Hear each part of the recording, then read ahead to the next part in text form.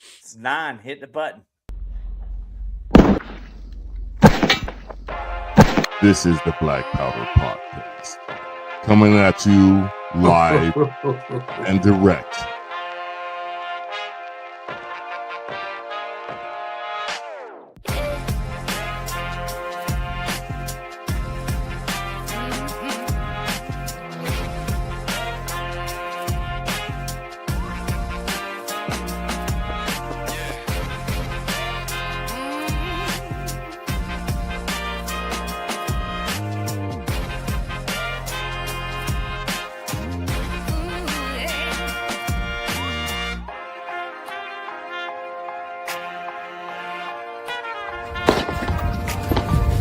Your salty tears season my life. It's the Black Powder Podcast.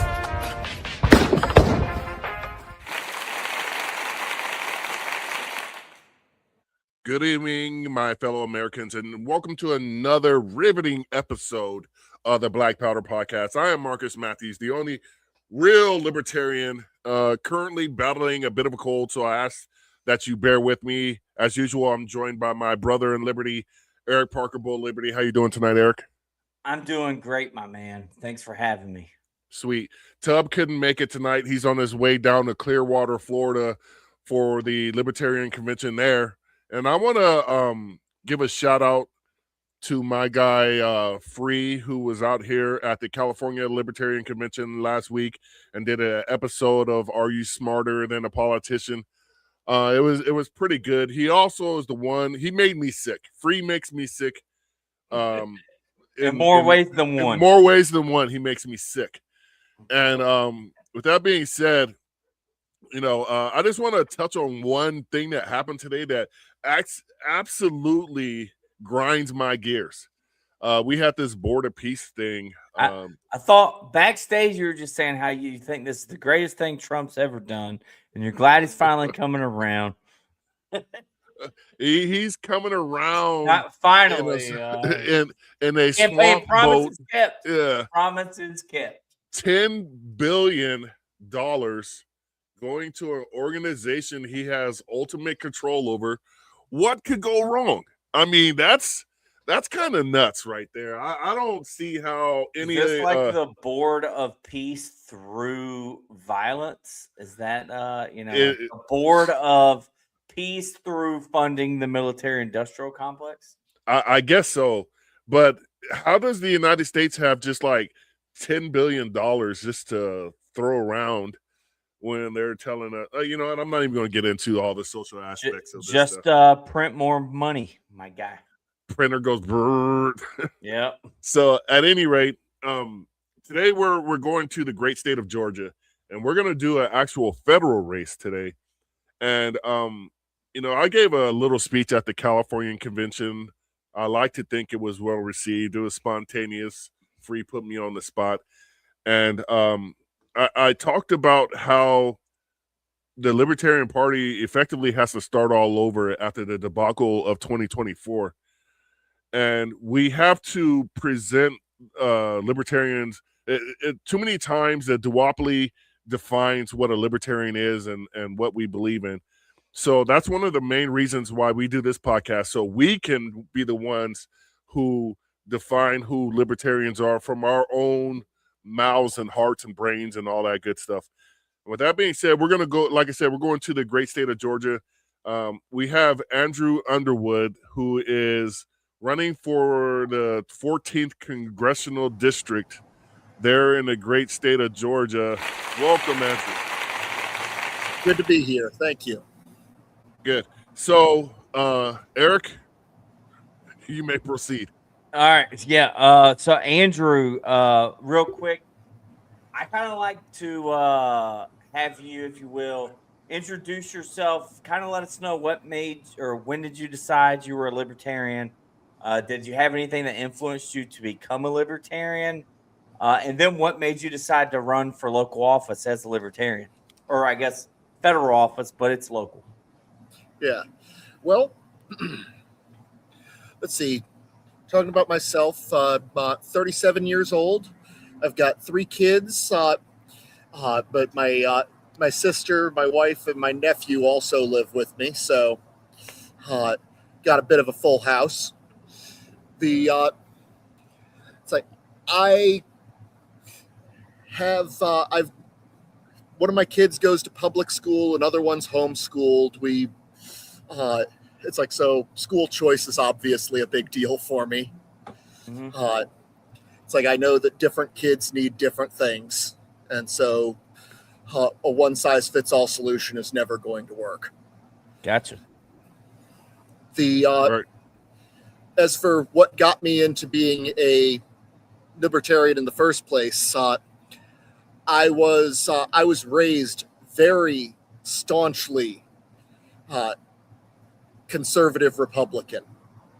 My father was this still is this larger than life fellow. He was a airborne MP in the Army. Oh, yeah. It's like I the was sort of an guy MP who too, brooks so- no disagreement. Yeah. But Oh, when I went to college, I had a friend who was libertarian leaning, and he and I used to argue a lot. But I was being trained in sciences. I was studying physics, so I had to try and be objective, and he had some really good arguments. So before I realized it, I was agreeing with him on everything.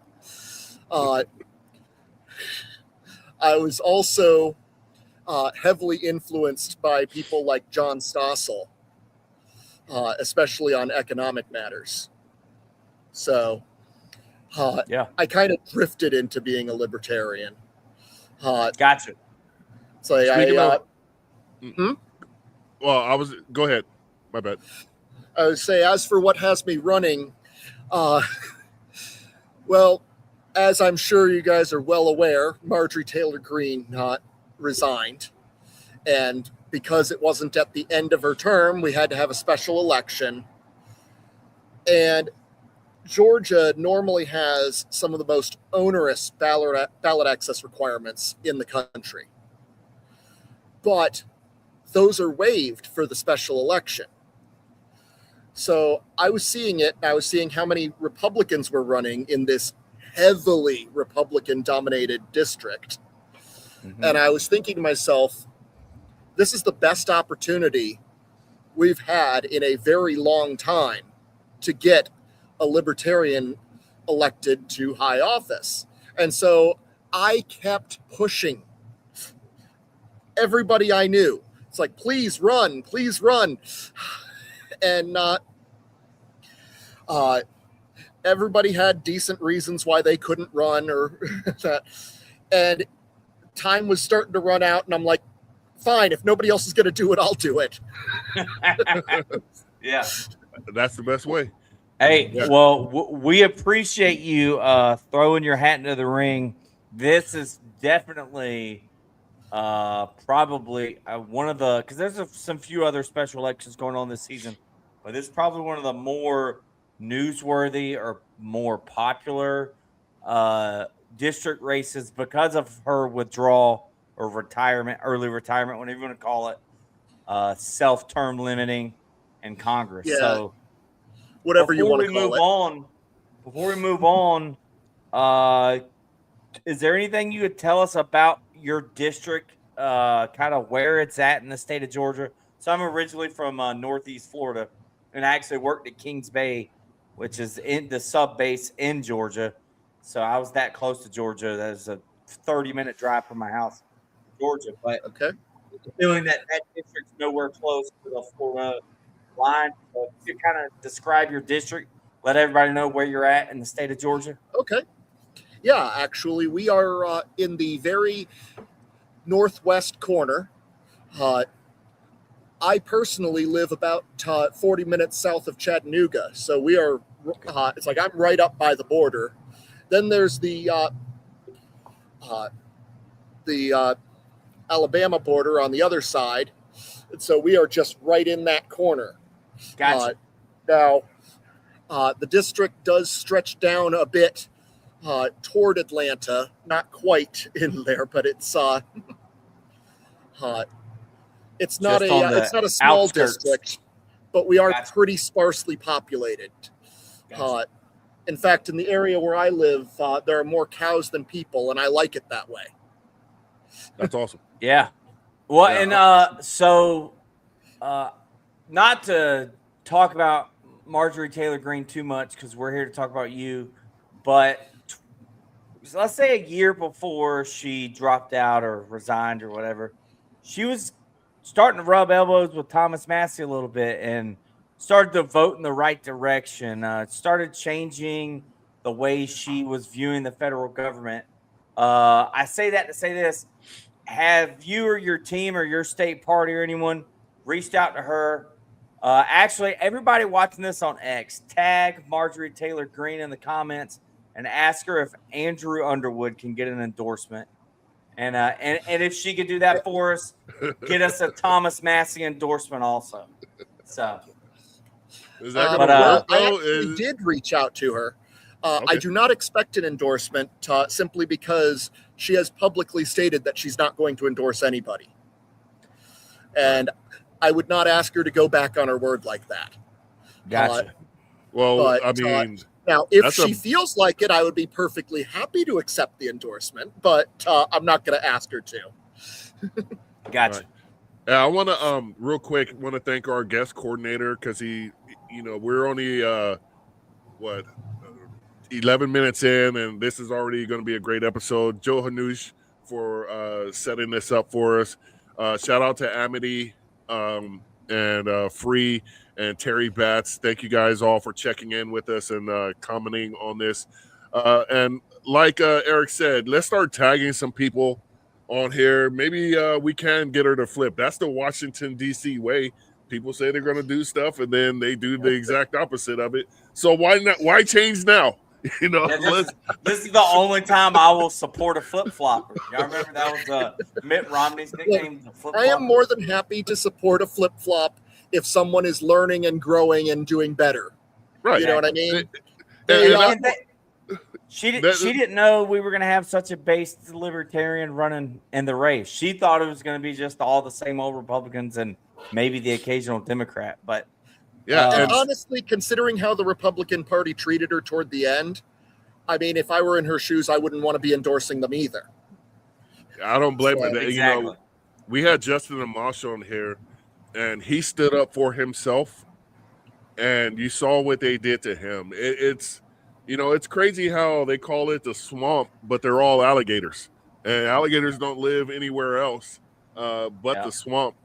And it just, why not try libertarian at this point? And, that sounds real basic on the surface, but what are you actually getting with the duopoly?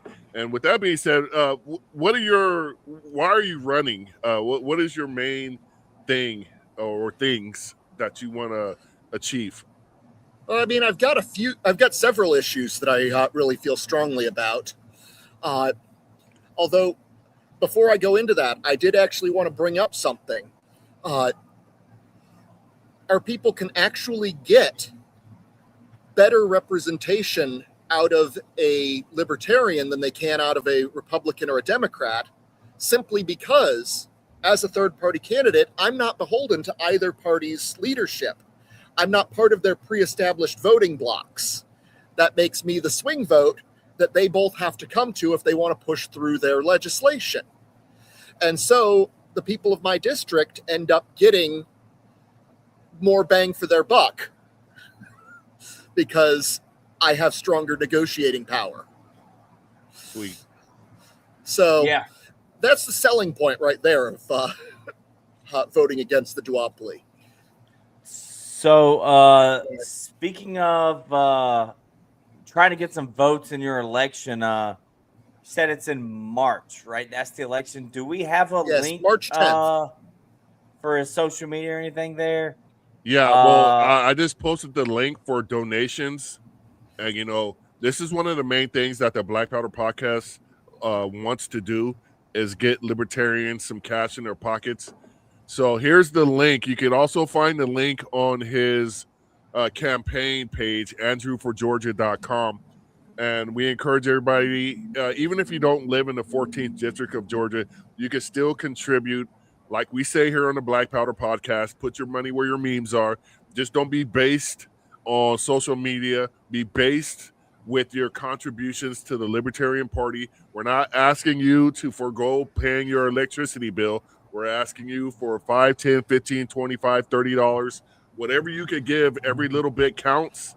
And that's very critical to us getting libertarians not only the exposure, but giving them a chance to win an election.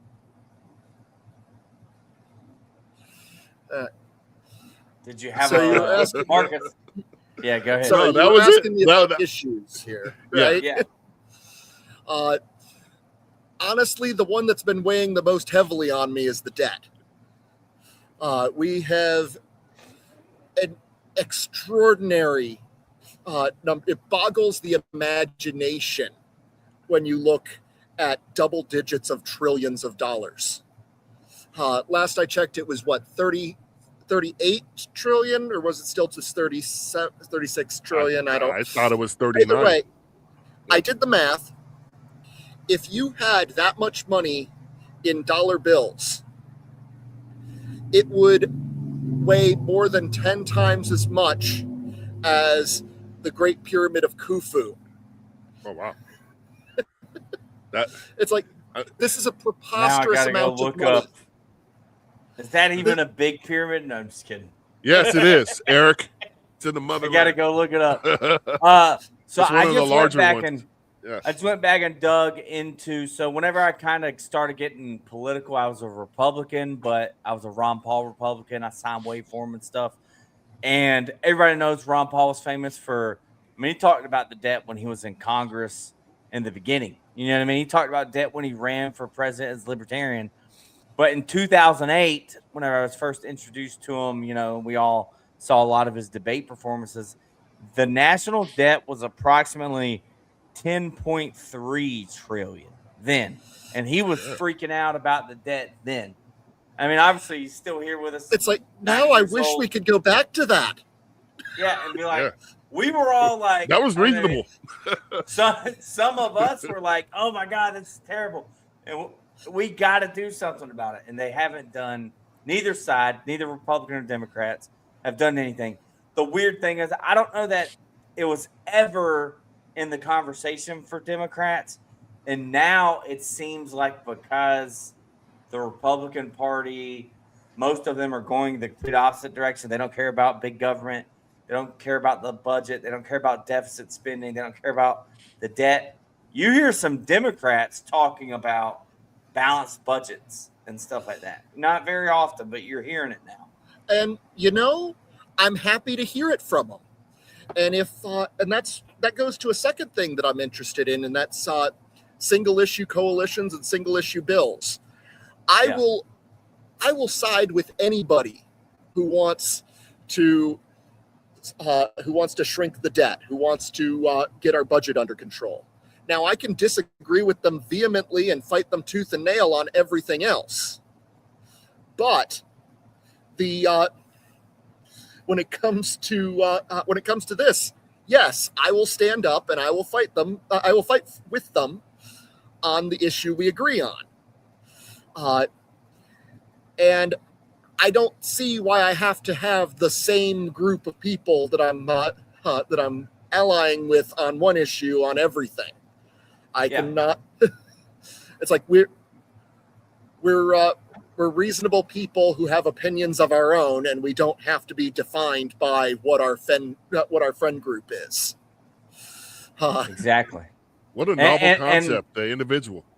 I could even see you, I don't want to speak for you, but like helping a Democrat get his single issue bill to the floor and then voting against it if you disagree with it on principle, but at least bring that single issue to the floor and debate the issue and vote on it. Because then, which this is why they don't do it, but then people can start holding their representatives accountable. They'll be like, hey, but whenever they shove, welfare and warfare into the same 1,000-page bill, both sides vote for it to an extent so that It's it passes.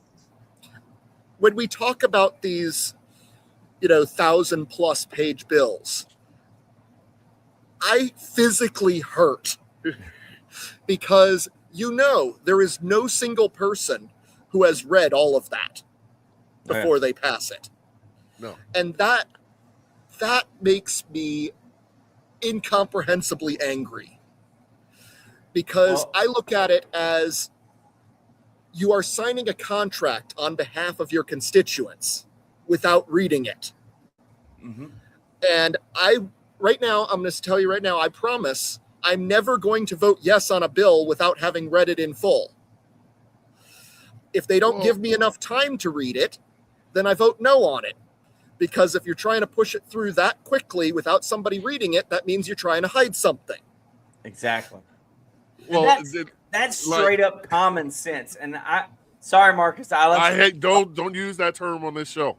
I'm just saying, like, that is straight up common sense. And I can't believe that the voters don't make that a mandate, make that a requirement. If they don't get that campaign promise from someone, regardless of party, they shouldn't support them. Like, every elected representative should have that same stance. And if you got, let's say, 1/3 of the congressional districts, their candidates and incumbents, people challenging and incumbents, both made that promise, and then they were held accountable.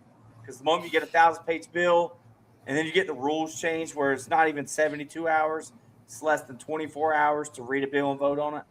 Obviously, the congressperson isn't reading it. They might have a boatload of aides, and it's like, here's your 100 pages.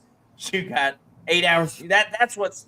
But realistically, it's the lobbyists bringing the bill to them and saying, here's the bill that we want you to support. And they're like, okay. So. Yeah. And I'm kind of amazed that of all the people, I think we're actually down to 18 or 19. I don't remember what the last count was. Candidates left in this race. At one point, we were up to like 21 or 22, but we've got a few people drop out. But out of all of these people, I am the only one who is saying this, that I promise to read the bills. Well, that would be such an easy thing. Why do you need to read the bills when the title is so great? It's just like Americans with news stories. They read the headline, and you can automatically form your opinion just by reading the headline. For instance, you have the Patriot Act. Are you right? Because the Inflation Reduction Act did such a great job of reducing inflation, right? Yeah. Build back better.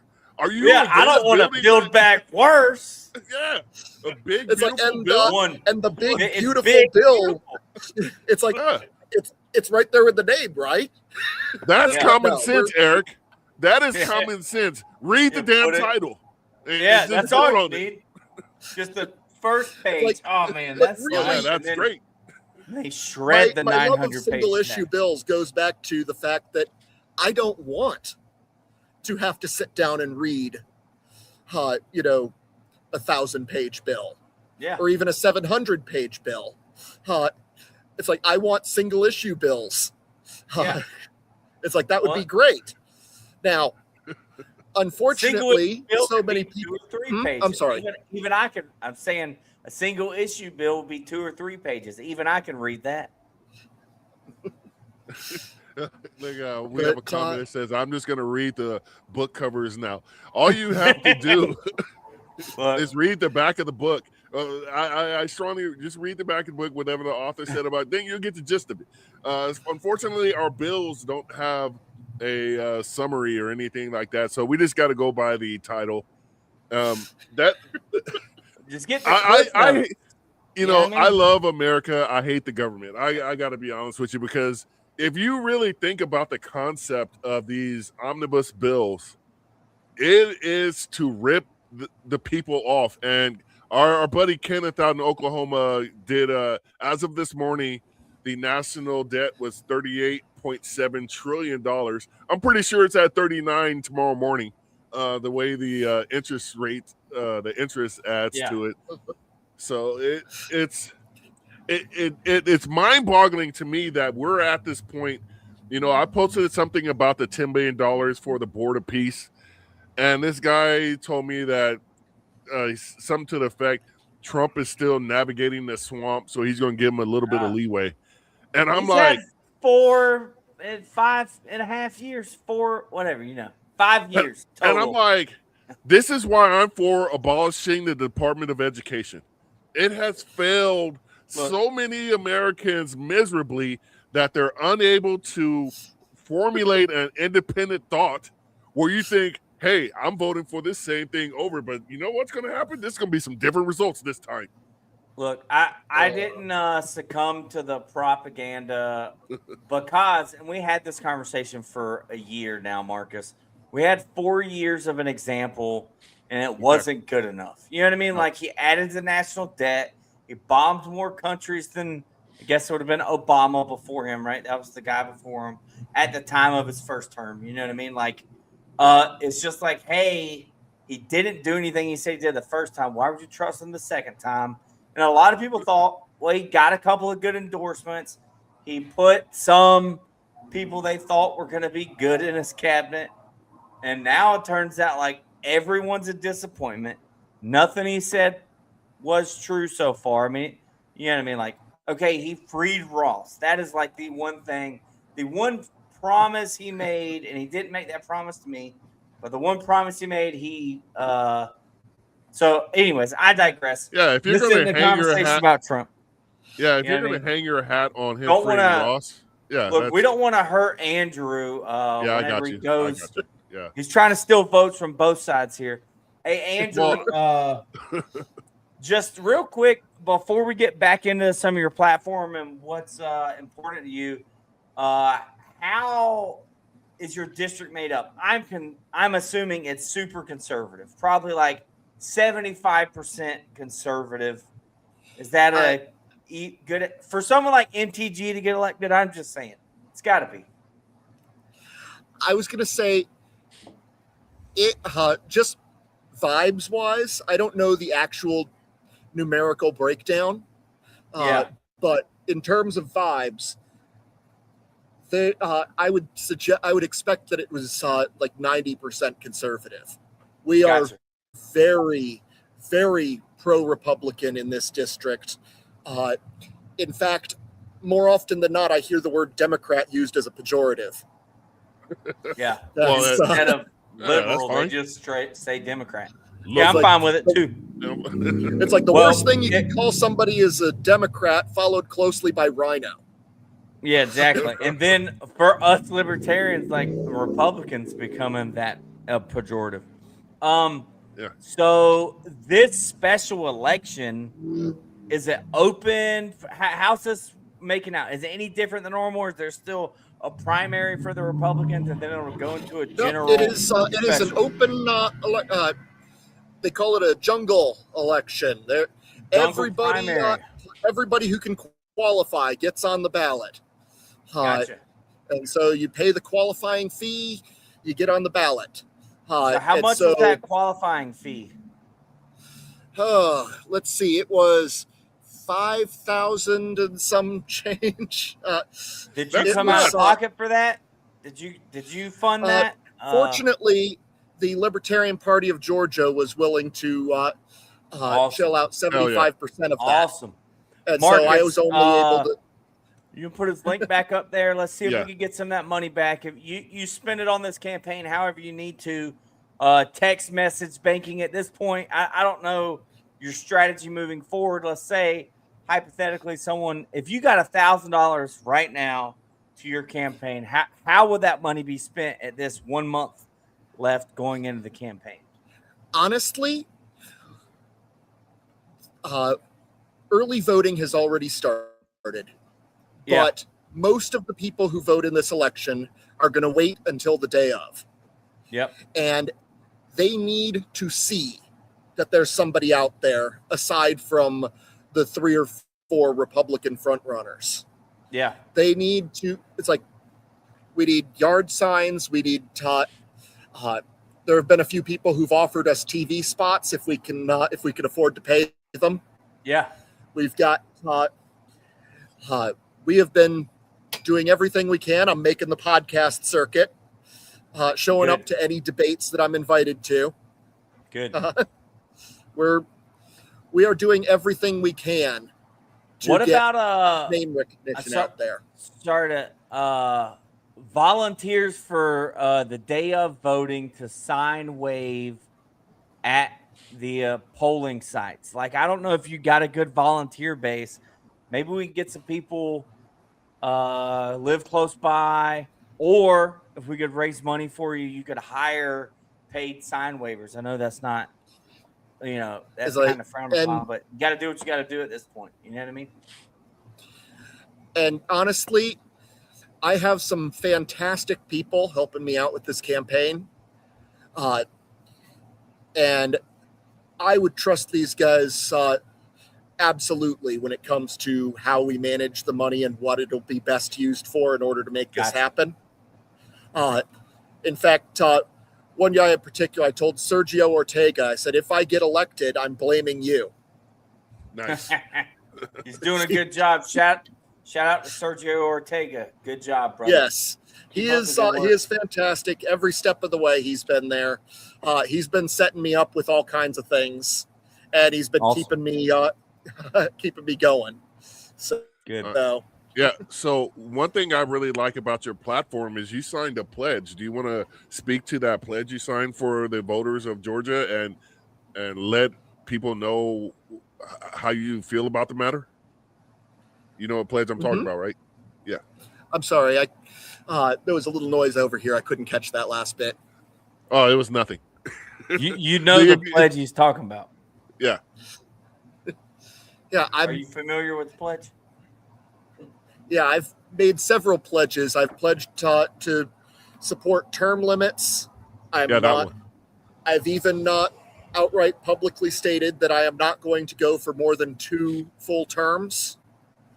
I have no interest in being in Washington that long. I kind of loathe the idea anyway, but I'm willing to do it out of a sense of responsibility. But well, see, that's already how I know you're a good guy, because anybody who wants to stay in Washington for an extended period of time, they're not there for the right reasons. They're there for the money and becoming a millionaire. I don't want to know somebody who actually desires that. Yeah.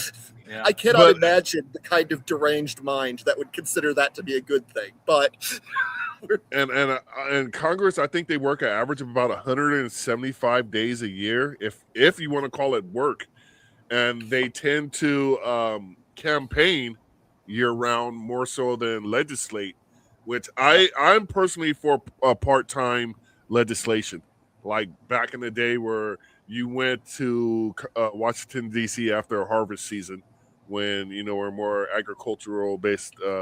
But we don't need a full-time legislation in nowhere in America, because it just breeds corruption. And I feel like you could get it done in 90 days max. Yeah. And spend less money. If I were to have my way, we would do all of our legislative duties electronically, and we'd all just stay in our own districts where we're accessible to our constituents. But unfortunately, I don't think I'm going to get my way. I feel like that's more secure than having Randy Fine walking by pushing your voting button on the House floor. Everybody saw that, right? None to see here. So if you had your encrypted passcode connected, it's easy to do. Government issued device. You know what I mean? I could see that, but also I loved Thomas Massey calling everyone back to DC to vote on the CARES Act in person. We needed a counted vote. That's the problem. Is I would be perfectly fine with that if the votes are still counted, if they're still tallied, and we still see by name who voted what way. So yeah, Yes, I mean, that's very you know, important. Transparency is something I care deeply about. And I think if elected, I want to take a page from Justin Amash's book because he would put on his social media everything about a bill, his understanding of it, what it was, what he was voting on it, why, and he made sure that it was well understood. And I want to be able to do that, but do it in a timely enough manner also to where my constituents can contact me if they think I'm off base. And they can tell me, hey, I see why you want to vote for this. Let me tell you why you shouldn't vote for it. And what's crazy to me is that was frowned upon. They did not like Justin Amash exposing the inner works of our republic. And to me, it was like the only thing that's private in this country should be the citizens. Everything that government does should have a massive spotlight on it so the American people can actually see. They've separated us from our government completely now, where we are at their, with their monopoly on violence and all of that stuff. There's no connection from the voter to Congress or the presidency anymore, and it's disgusting to me. That's really a sad thing. I want to embody what a congressman was supposed to be from the very beginning. I want to be the bridge between my constituents and their government. It's like I plan on not going all in on principles. And part of those is making sure that the people who live here, my friends, my neighbors, the people who go to church with me, that they are getting the best representation they can have. Well, we got you one vote from Liberty Boyston. She's in your district. So thank you. She said boat. And for libertarians, that's where all the guns go on and magically disappear. But I know she meant vote. Or you want a free vote? Well, there you go. You get a boat. I don't know what I do with a boat. My property's landlocked, so yeah. Okay. Yeah. But thank you, Liberty. Are you like the start of the Appalachians, or are you further west of that? Appalachians. I'm further west. I am in a little town called Rock Spring. Nobody's ever heard of it.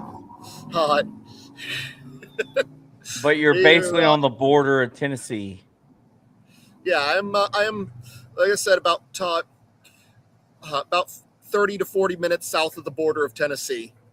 Gotcha. And around here, it's farmland. It's not it's not lakes, so a boat wouldn't do me much good. Gotcha. Speaking of farmland, how have those tariffs treated the farmers in your neck of the woods? Honestly, a lot of the folks around here do cattle. Okay, and so it's not. There have been some reciprocal tariffs.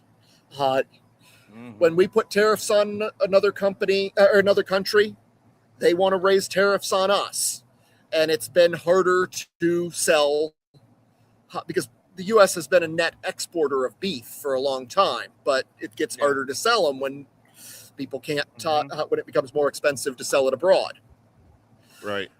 So that's a good segue. Would you support Thomas Massey's Prime Act, which if you haven't looked into it, please do spread the word on that one as you're campaigning around there. But essentially, it would allow people to sell local meat within their state at their local grocer and it without having to go through the USDA because it's staying in their state. I can't believe that's not legally allowed right now, but that's one reason why our meat's so expensive. I am all in on anything that makes free trade and association between people easier. There you It's go. like if we can it's like that's how we enrich everybody. Yeah. Because if a trade is going to make you worse off, you're not going to take it. So anything that's voluntary on both sides makes both sides better off. And the government really doesn't have any business telling somebody, no, you can't make that trade. Now, another thing, though, while we're on the subject of trade and tariffs, it's not just farmland in this area. We have a lot of manufacturing here, too. And I used to work at a plant that produced aluminum brake knuckles. We did everything in-house. We, melted them down, casted them, did machine work on them, and then assembled them. All in-house. And so it was great. We were able to save a whole lot of costs that way. However, one thing we weren't able to account for was the fact that we import our aluminum. Mm-hmm. And during the first Trump administration, we got a pretty nasty tariff placed on aluminum. Mm-hmm. And that raised our cost of doing business a whole lot. And the company had to look for ways of cutting costs wherever they could. And it's because of things like that that people end up getting laid off. Yep. It's like the big arguments in favor of tariffs. They say that it's to help local industries, and no, it doesn't. It hurts local industries because manufacturing requires the free movement of goods. Yep. Because we don't create everything all in one place. There's always an input that we need to take from somewhere else. And that cost is always paid by the consumer. Exactly. Hey, did y'all import your aluminum from Canada? Do you know where? You'll have to forgive me. I don't know the exact details on that. I was in quality control, so I wasn't exactly... Gotcha.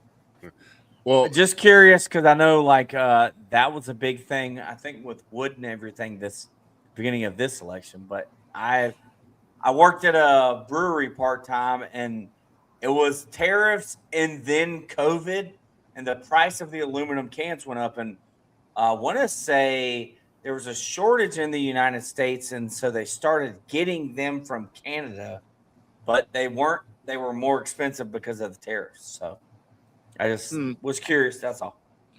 Well, I just wanted to say about, what he's saying is not, I can't believe I'm actually saying this. The concept that he's trying to get across is not bad.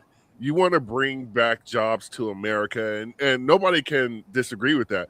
The thing about it is, you don't have the infrastructure in place to support the meantime.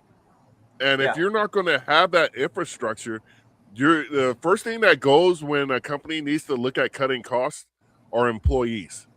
When those employees go, they don't have the buying power to support their family and to support this economy. And then it's a snowball effect.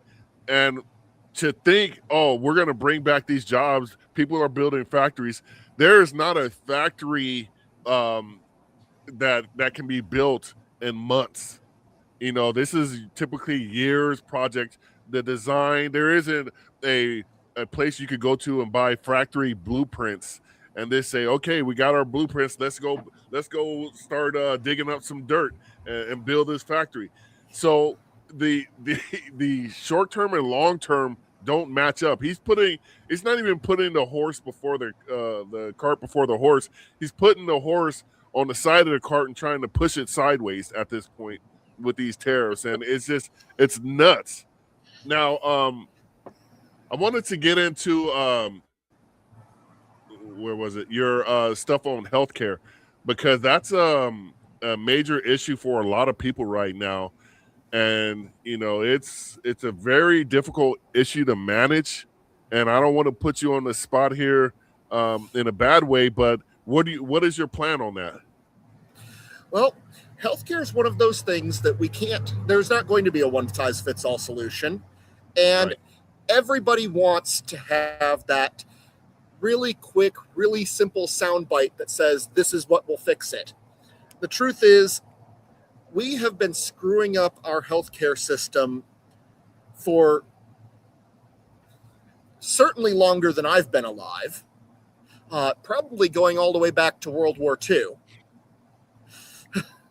But every fix that we've tried to use has made it worse. And the problem comes down to the fact that we keep taking the costs and separating them from the consumers.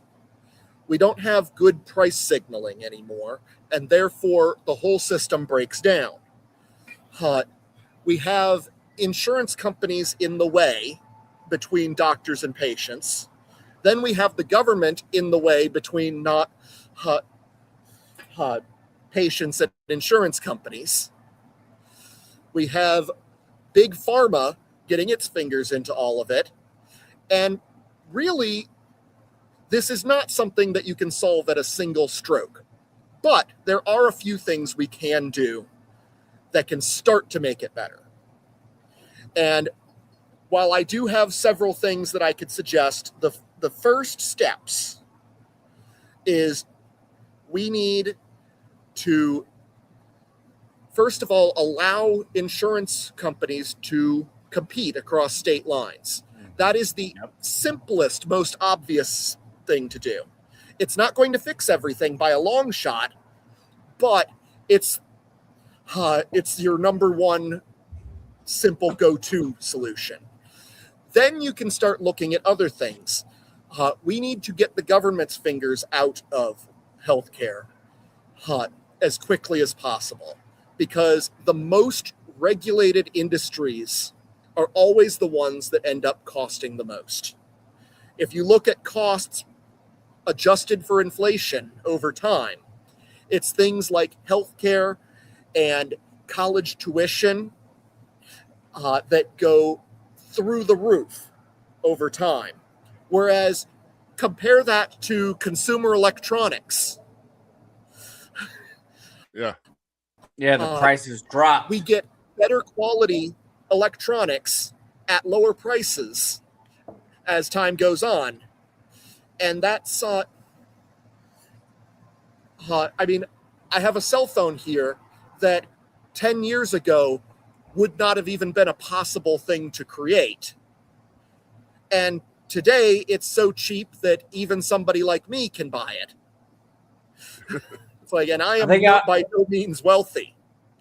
I was talking with an old guy at work, and he had a suitcase cell phone when they first came out, and he said it would have been the equivalent of like $5,000. Now he had it for work, but still a $5,000 cell phone when they first came out.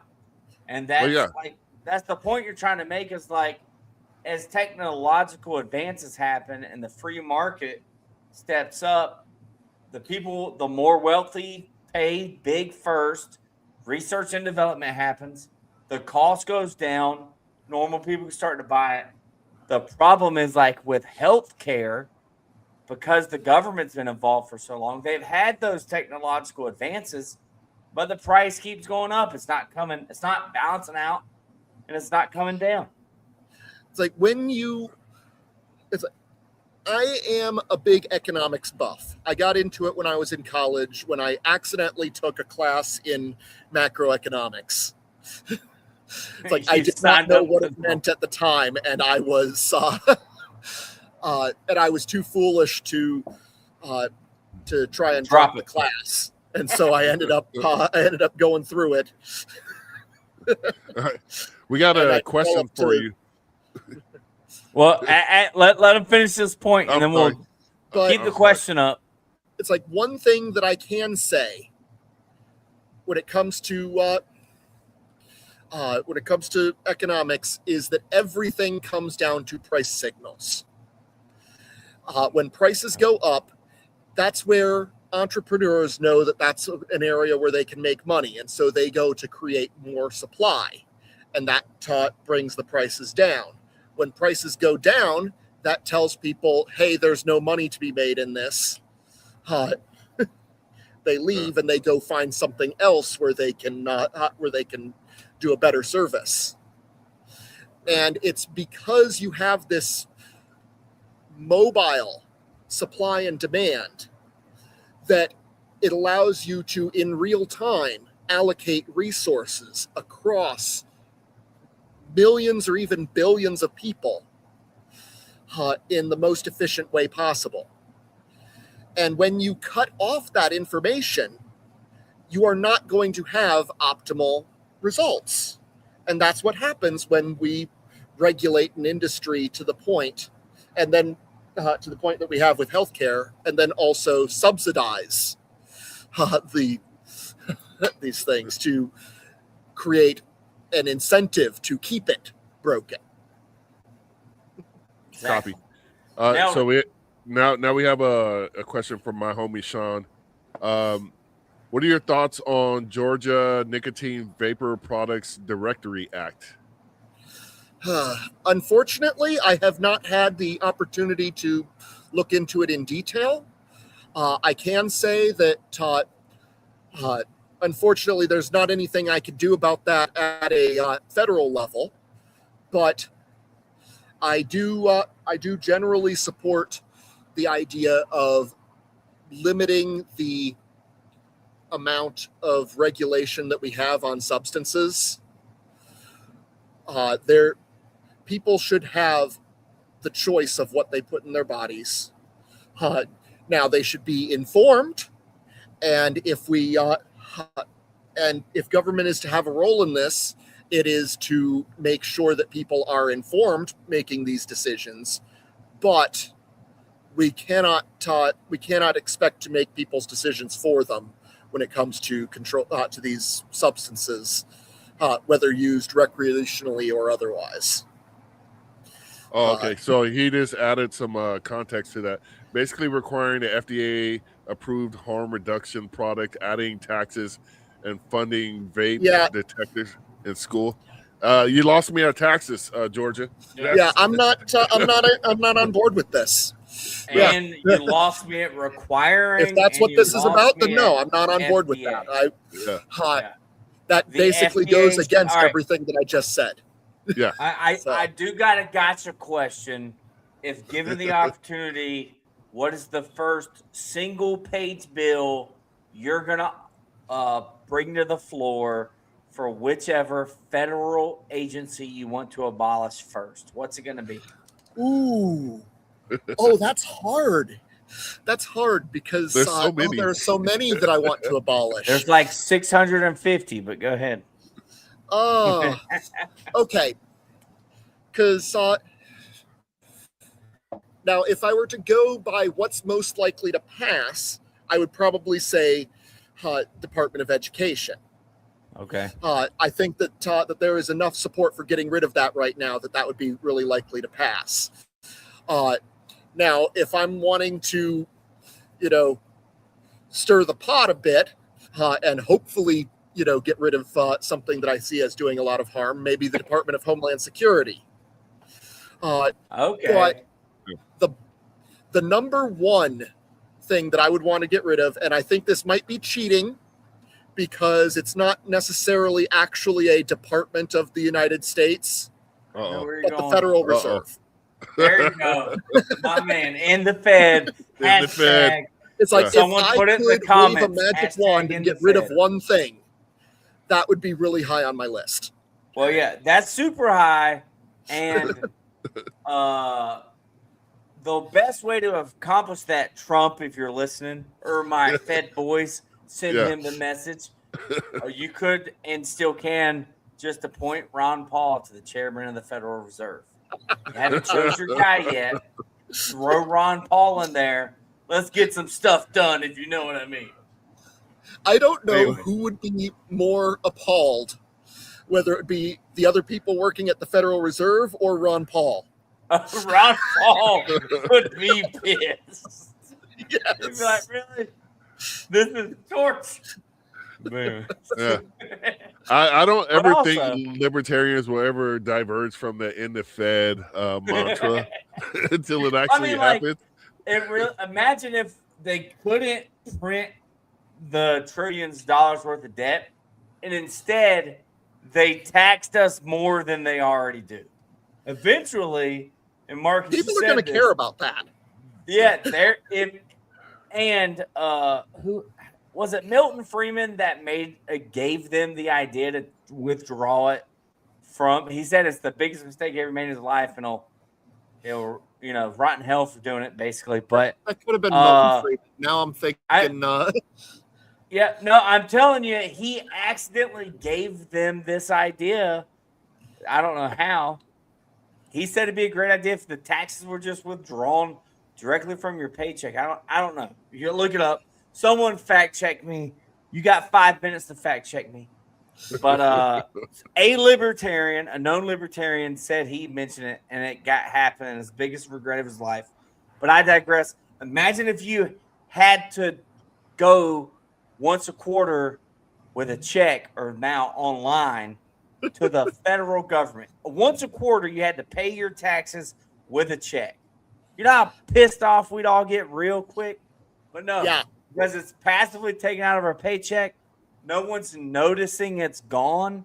So we just, I say we bring back, let's get rid of the automatic, it being taken out of your paycheck, withdrawal from your paycheck. Unfortunately, start a revolution in like 3 weeks. So many people benefit from that.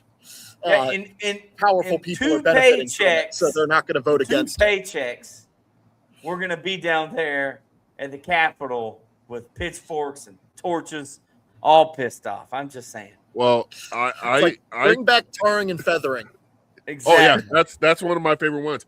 But in my previous incarnation of this podcast, which was the other black guy who likes guns show, I wanted to make October go exempt month on your paycheck. And I thought that was a great way to send shockwaves through Washington, D.C.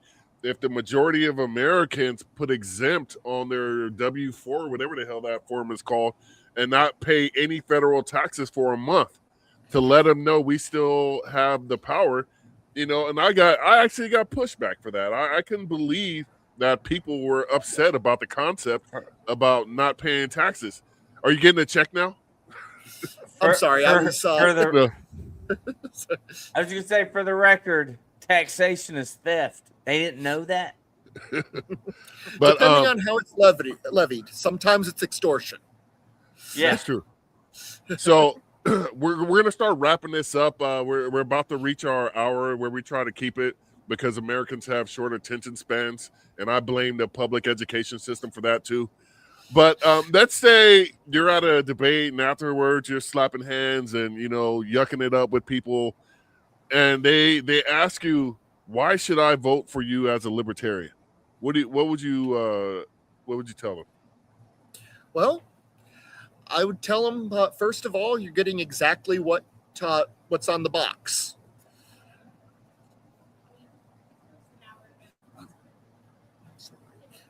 I would tell them, first of all, you're getting exactly what's on the box. Secondly, like I said at the beginning of this, I'm not beholden to either party's leadership. If I'm the swing vote, that means that you get more representation through me because my vote carries more weight. So these are coming. Some great things. We apologize. The feds are coming to get you now. You came on the Black Powder podcast. You must have said something they didn't like. Yeah, you're on a list now. You're on the list now. But, all my favorite heroes are on CIA watch list, not in the Epstein files. So yeah, different list. Yeah, different list. It's astonishing, distinguished individuals. So, Eric, what is your closing as we start to wrap this up? How can people reach you? Obviously, andrewforgeorgia.com. Anyone listening to this message, really just give your closing remarks. Let them know how they can help out your campaign. Do you need door knockers? Do you need money? Do you need people to phone bank, send text messages, tag you on social media, all the things? You take this last minute or so. Yeah, everything helps. I am not picky. Any bit of assistance I am more than happy to accept. I can put you in touch with Sergio. He has been managing a lot of this, and I once again I just really appreciate all of the support I've had. Awesome. All right. So, with that being said, this has been the Black Powder Podcast. I'm going to thank our guest tonight, Andrew Underwood. There's his link to his campaign page. Once again, andrewforgeorgia.com. We ask that you click that donate button and give what you can. So help a guy out that actually wants to help you out with your government tyranny. We want to end that. That's not a noble concept. That is a reality that must come forward in this time and age because, liberties are being lost. I wanted to, if you could real quick, you have stuff about the surveillance state on your page and how you feel about that with all this Planeteer, whatever the hell that Peter Thiel crap is called. Real quick, can you touch on that? I'm sorry, I missed that last bit. It cut out a little there. Oh, on the government surveillance and the Planeteer stuff with Peter Thiel or whatever that guy's name is. It really, really irks me because I think that we've got it all backwards. The government needs to be the one that has the surveillance on them. And we need to have all of the everything needs to be as public and transparent as possible. We shouldn't have to jump through so many hoops and fight for years and years to get documents released. Meanwhile, we've got the government spying on us without warrants. This is not okay. And it needs to stop. And I am going to do everything in my power to see to it that it does stop. Excellent. I want to thank you for that. Eric, you have anything else? No. Great job. Pleasure meeting you. Good luck. We've shared this on social media, but post-campaign, if you're interested and if Marcus is able to get us connected, we'd like to know everything you did to win and how we could repeat it.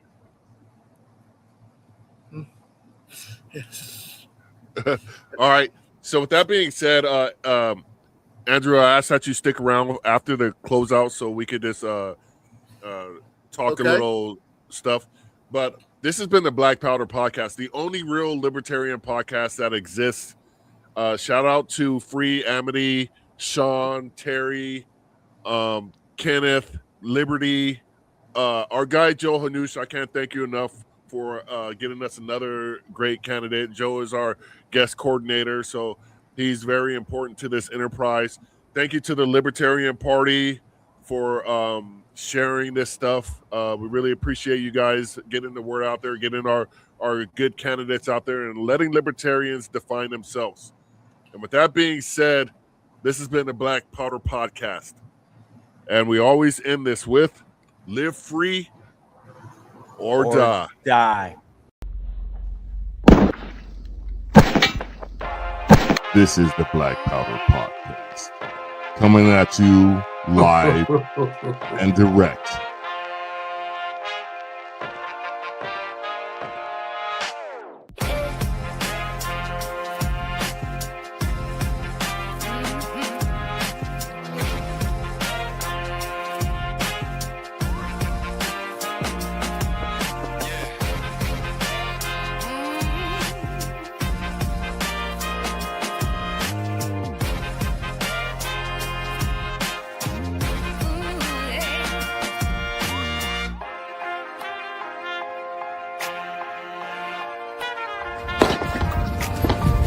Your salty tears season my life.